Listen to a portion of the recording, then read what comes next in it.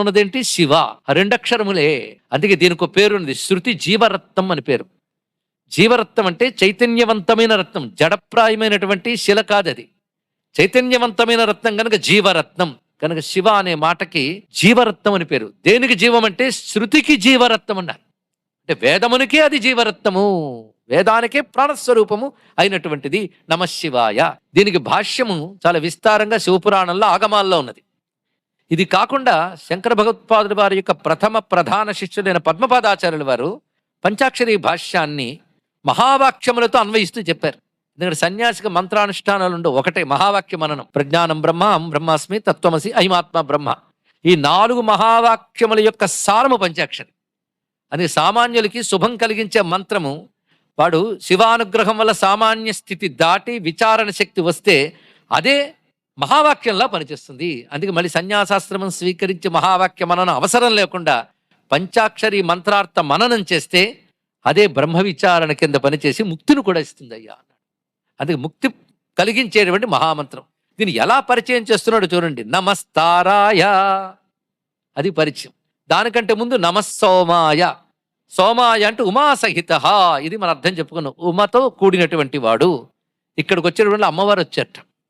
రుద్రంలో మనం కానీ మొదటి నుండి చెప్తున్నటువంటి ఉభయులు కలిసి ఉన్నారు.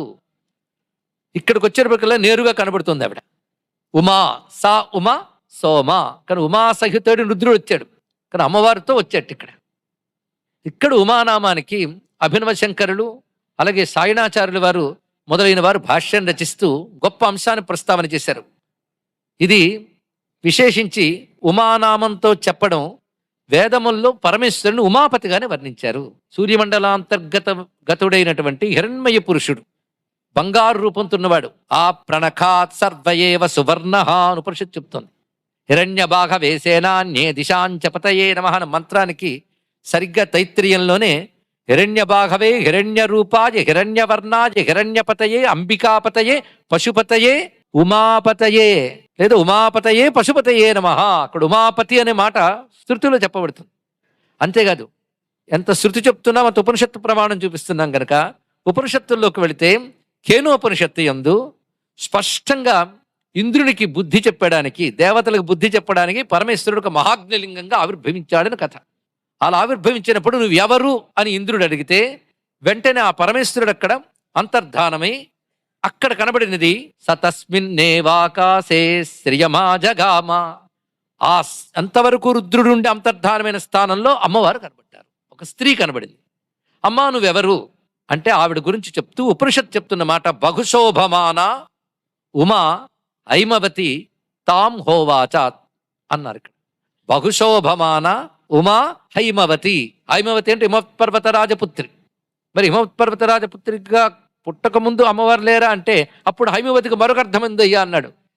హేమ సంబంధమైన వర్ణము కలిగినది హిరణ్య వర్ణం అని చెప్పినట్లుగా ఆ తేజస్సుతో ఉన్నది అని అర్థం కూడా చెప్పుకోవచ్చు.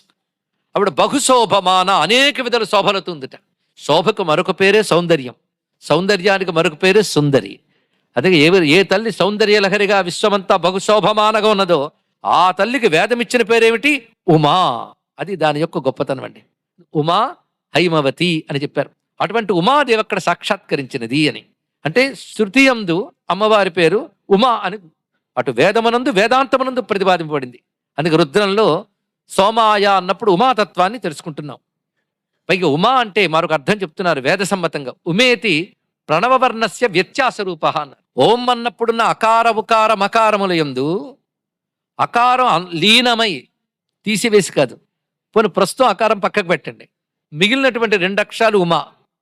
అయితే అకారం తీసేవద్దు, మకారానికి తగిలించాలి తీసుకువెళ్ళి, అప్పుడు ఉమా అయిందయ్యా అన్నాడు ఇక్కడ. కనుక ఉమా ఎవరయ్యా అంటే ప్రణవవర్ణస్య వ్యత్యాస రూప. నిన్నటి వరకు రుద్రుడు అంటే ప్రణవం ప్రణవం అని బహువిధాలుగా చూపిస్తూ ప్రణవంలో ప్రధానంగా వినబడే 3 శబ్దములు, వినబడిన సూక్ష్మధ్వనులు 8, కలిపితే 8, 3, 11. ఈ 11 రుద్రుడి స్వరూపమే ఓంకారం అని చెప్పుకున్నాం. ధ్వనిభిరవరుంధానమణుభి అని పుష్పదంతుల వారి యొక్క మాట సహాయంతో కూడా వివరించుకోవడం జరిగింది.